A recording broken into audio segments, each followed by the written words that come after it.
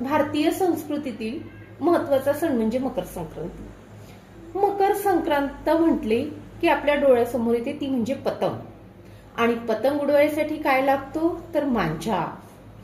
आणि आपण मांजाविषयी का बोलणार आहोत, कारण या वापरत असलेल्या मांजा हा आपण हल्ली नायलॉन मांजा वापरण्याचे जे प्रमाण आहे ते वाढत चाललं आहे।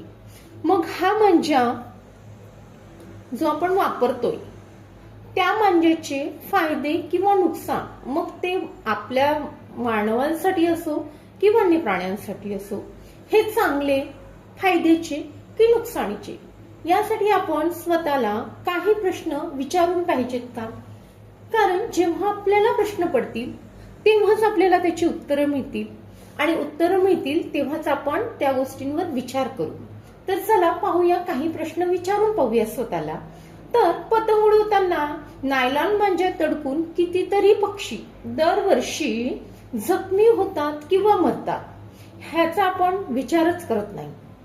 मांजामुळे पक्ष्यांचे जे पंख आहे किंवा चोच आहे, पाय आहे, हे कायम स्वरूपी निकामी होत आहे, नाही का? किंवा घरटी बांधताना मांजामुळे पिल्लांचे जीव आहे ते धोक्यात येत आहेत। हे छोटे छोटे प्रश्न आहेत, पण आपण याच्यावर कधीही विचार करत नाही। आपण आपलाच पाहूया की रस्त्यावर किंवा मोकळ्या जागेत जेव्हा मांजा आपण टाकतो आणि तो मांजा जनावरांच्या गळ्याला किंवा पायाला अडकतो का, हाही प्रश्न खूप महत्वाचा आहे मित्रांनो। नायलॉन मांजामुळे जनावरांना खोल जखमा होतात, त्याचा त्यांना संसर्ग होतो आणि त्या संसर्गातून त्यांचा कधी कधी जीवही जाण्याचा धोका निर्माण होतो का?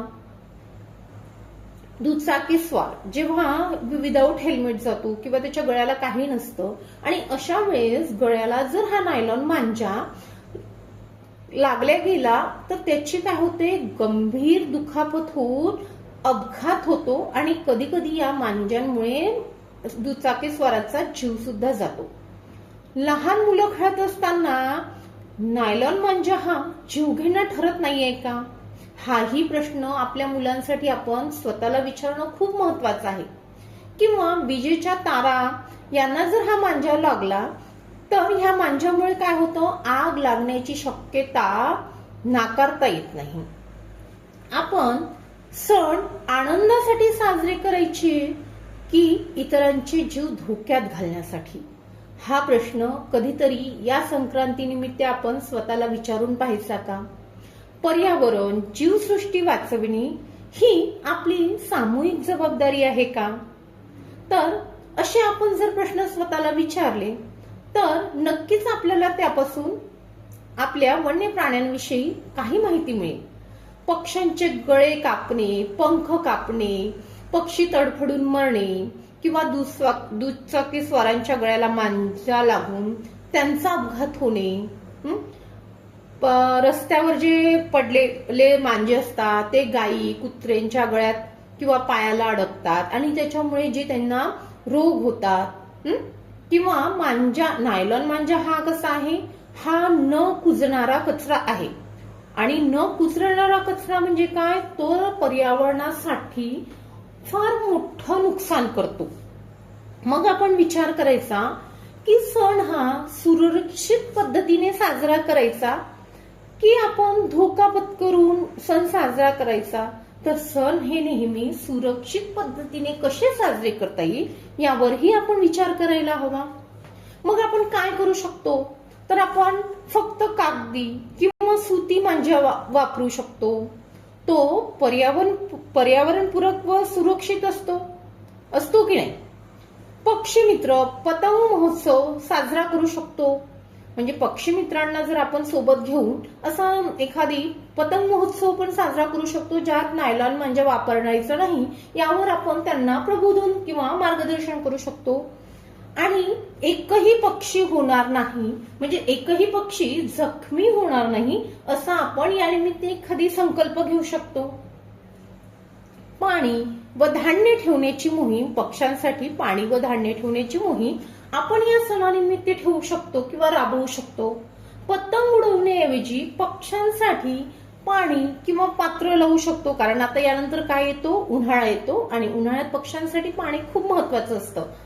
तसंच आपण कुटुंबासोबत खेळ गप्पा याद्वारे सुद्धा हा सण साजरा करू शकतो. जसं आपण म्हणजे सांस्कृतिक आपल्या संस्कृती जपणारी गाणी, गोष्टी, बोर्ड्स गेम हे आपण आपल्या मुलांसोबत किंवा नातेवाईकांसोबत खेळू शकतो. जसं चित्रकला आहे, हस्तकला आहे, विविध स्पर्धा आहे, या सुद्धा घेऊन आपण मकर संक्रांत साजरी करू शकतो. किंवा सेव्ह बर्ड्स या थीमवर आपण कार्यक्रम घेऊ शकतो. मकर संक्रांतीनिमित्त आपण एक झाड लावा, एक जीव वाचवा, हा सुद्धा उपक्रम आपण राबवू शकतो. सणांची जी आठवण आहे, मग कोणताही सण असो, सणांची आठवण आपण झाडाच्या स्वरूपात सुद्धा ठेवू शकतो. मग आपण विचार करायचा की आपण सण हे फक्त आपल्या फायद्यासाठी साजरे करायचे की त्यातून काही आपल्या समाजाला किंवा आपल्या वन्य प्राण्यांना, आपल्या वनांसाठी पण आपण ते सण त्यांना म्हणजे त्यांच्याशी जोडून तेही आपण साजरे करू शकतो का?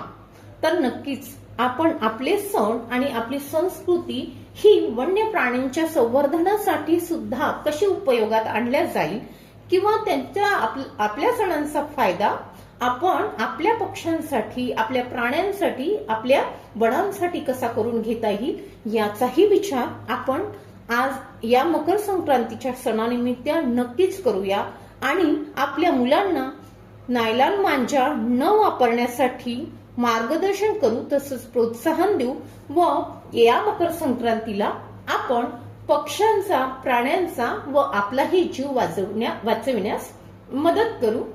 धन्यवाद.